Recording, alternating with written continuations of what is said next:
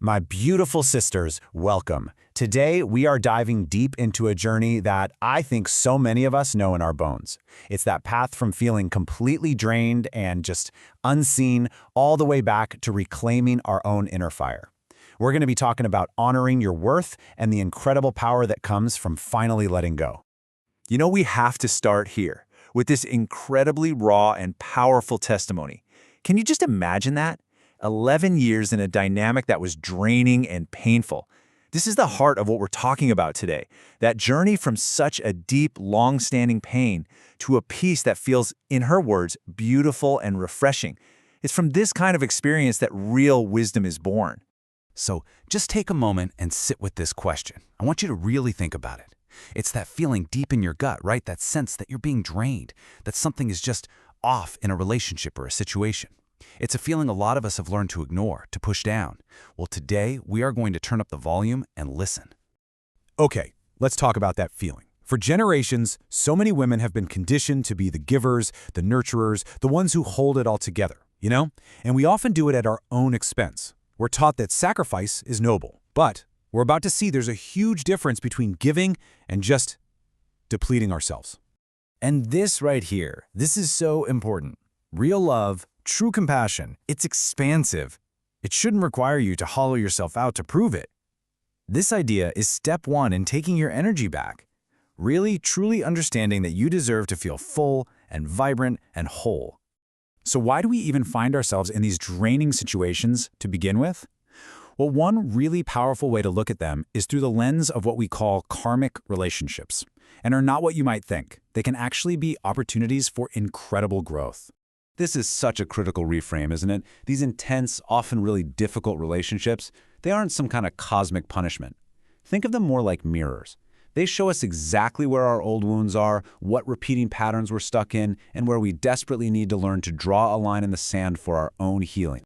And this is the trap, isn't it? So many of us fall right into it. We think, if I just try a little harder, or if I just give a little more, I can fix this, I can save them. But the real lesson, the true divine assignment, is often learning that our number one job is to save ourselves. I love this breakdown because it's just so clear. Think about it in your own life for a second. When does helping someone feel amazing and actually give you energy? That's giving. That's coming from abundance. And when does it leave you feeling exhausted, resentful, and just empty? That's sacrifice. Learning to tell the difference in your own body is like finding your true north. I know. We've all heard this a million times. But let's not just skim past it. Let's really let that sink in. This isn't just some cute saying on a mug. It is a fundamental law of energy. Putting yourself first isn't selfish. It's what makes it possible for you to show up for anyone else in a real, sustainable way.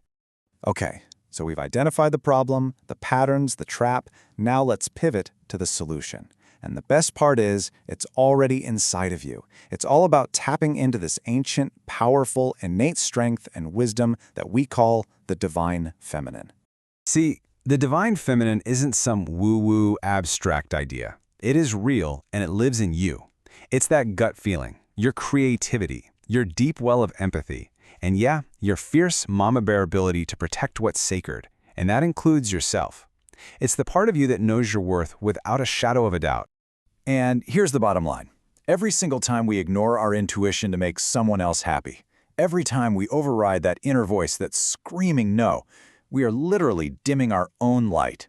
The journey back to your full radiance starts the moment you decide to turn the volume back up on that wise inner voice. All right, let's get practical.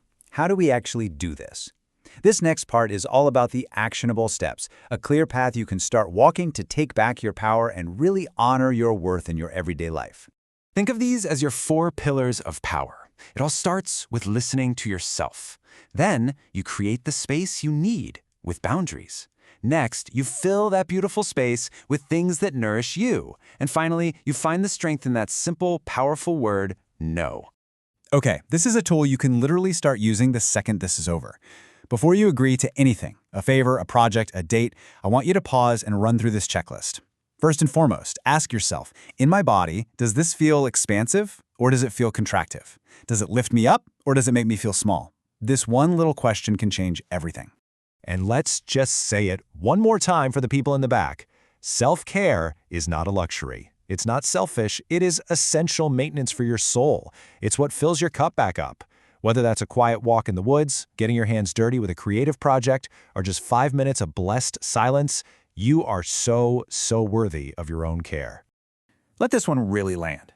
You do not owe anyone a novel explaining why you're protecting your peace. You don't need to apologize for your limits. A simple, clear, and kind no is more than enough. It's an act of self-respect. Now this can be the hardest step of all, but it is often the most transformative. Choosing to walk away from a person or situation that drains you isn't failure. It is a profound declaration of self-love. You are creating a space, and trust me, the universe will rush to fill that space with something that actually matches your light. So what does it actually feel like on the other side of this journey? What happens when you start living this way, when you truly reclaim your worth? Well, in a word, it's liberation. When you finally shed the weight of what's been holding you down, you're going to feel this incredible lightness in your spirit. That inner voice, your intuition, it'll get so much clearer and louder. And you'll find that your capacity for joy, for real connection, for creativity, it just explodes because you're finally operating from a full cup. So as we close, I want to leave you with a few core truths, a few affirmations to carry with you. And this is the foundation for everything. You are worthy, inherently, not because of what you do or who you please, simply because you are. And you are powerful. Your real power isn't about how much you can endure. It's in your ability to choose what's right for you. It's the power to heal, the power to leave, and the power to become the most radiant version of yourself. And finally, never, ever forget this. You are divine. There is a sacred, unbreakable light within you. It is your birthright. It's time to stop dimming it for anyone. It's time to let it shine. And that brings us right here to this final question. I want to leave you with this. It doesn't have to be some huge, life-altering act. Maybe it's just saying no to that one little thing you don't have energy for. Or maybe it's taking 10 minutes all to yourself. What is one small way you will honor your magnificent, radiant self today? Thank you so much for being here.